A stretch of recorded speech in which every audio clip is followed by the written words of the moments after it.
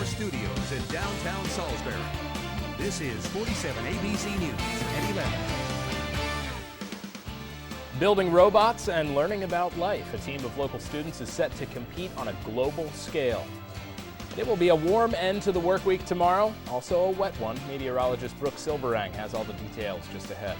And a finish you will have to see to believe between Laurel and Del Mar. Highlights from a big rivalry game later on in sports. Good evening and thank you for joining us. I'm David Caldwell.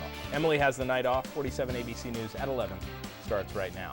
We begin in Ocean City, where hundreds of employers and employees from across Delmarva got together today to communicate about making the workplace safer. The 36th annual Delmarva Safety Association Spring Safety Conference kicked off today and runs through tomorrow afternoon. Safety officials are learning about everything from leadership to what employers should know regarding medical marijuana use among employees. A major point of emphasis was carbon monoxide poisoning with portable generators, something we saw play out tragically this week in Princess Anne. 47 ABC spoke to one local safety professional about carbon monoxide regulations. There are OSHA regulations for businesses that you're not allowed to be exposed to more than 50 parts per million of carbon monoxide. So in the workplace, we can dictate that by regulations and make them put carbon monoxide detectors in. In addition to warning against indoor generator use, the DSA also adds that storing fuels inside could be a health hazard. Well, just a few hours ago at the Wicomico Youth and Civic Center, residents had a chance to weigh in on next year's county budget. County Executive Bob Culver said that there would be no tax hikes or fee increases for the 2016 operating budget. One of the meeting's highly debated topics was the future of West Salisbury Elementary School, in need of extensive repairs. County officials say the school has been put on the capital improvement plan and has been granted around $2 million in planning funding. Another concern, also education related, the need for reinvesting in the teachers in local schools.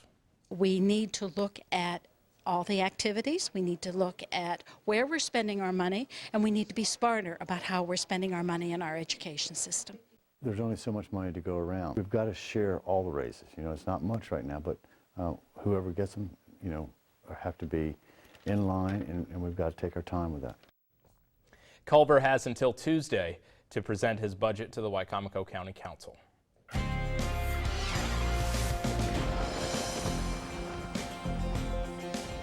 Well, today was just a chilly, breezy day. We only topped out at 45 degrees, which was 40 degrees away from our record high set back in 2001, and we're 20 degrees warmer than our record low set back in 2007. So a very big difference with those temperatures. And while we are seeing a very hazy and also misty evening out on our Shaw Brothers Sky Camera in Rehoboth Beach right now. And speaking of Rehoboth Beach, Stan is sitting at a chilly 42 degrees. Chucky Plummer and Lewis at 39, the cool spot. We also have Tom Lockerman in Bridgeville at 41 degrees and Eric down in Princess Anne at another chilly 43 degrees. Now clouds really holding on across the area. There's a lot of active weather happening out west, but for us, we're just dealing with a couple of showers as of now, and we're looking at more rain for tomorrow. I'll have details coming up. David?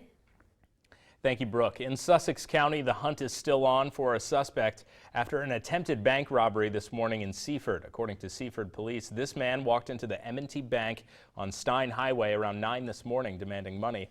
Reports say the man did not display a weapon and eventually fled the scene without getting any money. Police say he's between 6 feet and 6 feet 2 inches tall, wearing a black jacket with gray stripes, brown pants, a dark hat, and sunglasses. And during the robbery, he reportedly had a dark colored cloth over his face. He was also wearing gloves that were brown and black. Now, this investigation is ongoing. Seaford police, though, are asking anyone who might have information, again, on an attempted bank robbery at the M&T Bank this morning, to call 302-629-6644. And, of course, we have that picture and all the phone numbers you need on our website, 47abc.com. Access to health care for some Delaware veterans may be taking a little longer than usual, longer than it should be. New government data measuring the number of appointments with wait times longer than 30 days show an outpatient clinic in Georgetown ranked 11th among 900 facilities nationwide. The data, collected between September and February, exceeded the national average by 7.4%. A spokesperson for the medical center tells 47 ABC a part-time primary care provider was hired back in September to help with this issue. And in a statement, they say they are continuing to review scheduling practices to, quote, assure we are maximizing efficiency, evaluating staffing levels, and working to secure expanded space to increase services, end quote. $13.3 million. That's how much is owed collectively to the state of Maryland in unpaid taxes by at least 20 businesses and 20 individuals. One of those businesses is here on the Eastern Shore. BJ Wyatt LLC in Cambridge, Maryland, currently owes $70,946.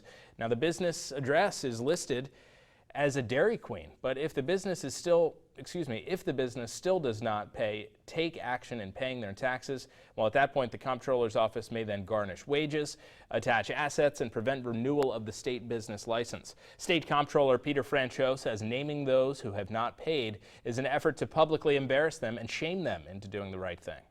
They're on this list because not only do they owe hundreds of thousands of dollars in taxes, but they have refused repeated requests from our office to work out a settlement or work out something short of putting them out on this public list. It really works in getting these people to come and pay their taxes. And Franchot says when it comes down to paying, most of them on that list settle within a month. A team of local students have sent their robot to Missouri. In a couple weeks, they will join him to compete in a robotics championship against teams from all over the world. 47 ABC's Michelle McConaughey spoke with the team and its captains about all the hard work that went into their beloved robot. Quite literally, we were soldering wires and turning screws up until 20 minutes before midnight. The Titanium Rex have screwed in every last screw and polished every corner of their robot Flick just in time for its big debut at the first Robotics FRC World Championship in St. Louis.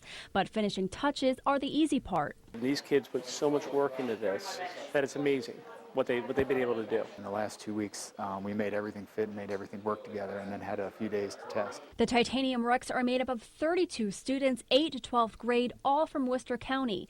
They designed Flick to compete against other robots from all over the world to see which design can stack rates the best. The power of this really is in getting kids to understand what engineering is. It's not just sitting at a desk drafting plans. And these kids are learning more than engineering. Each student has a task from finance to marketing, safety, community outreach, and charity. And each student takes it very seriously. Taylor Hawkins is the business captain. She loves it so much, she now wants to major in business in college. It's incredible to be part of Titanium Rex as a group leader this year. It's really, really amazing to see how far our team's gone and how excited everybody is about pursuing first. Jacob Mast is the mechanical captain. He says in the past 2 years, the team has gone to other competitions expecting to do well, but this year he is extra confident.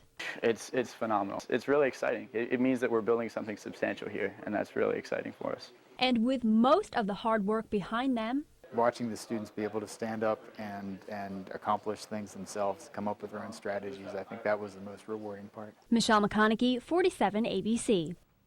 Obviously, they still have some hard work ahead of them at the competition, and the cost of that competition is far from cheap. The Titanium Rex are looking to raise about another $11,500. Now, the competition itself takes place at the Edward Jones Dome in St. Louis from April 22nd to the 25th, so about 2 weeks from now. If you would like to help the team, we have a link to the donation page on our website, 47abc.com. Still to come tonight, authorities say they've arrested the man they've dubbed the Rat Burglar. More on who he is and the charges he will face just after the break. And the Cambridge South Dorchester baseball team was back on the diamond this afternoon, taking on Colonel Richardson. Highlights later in sports. Stay with us.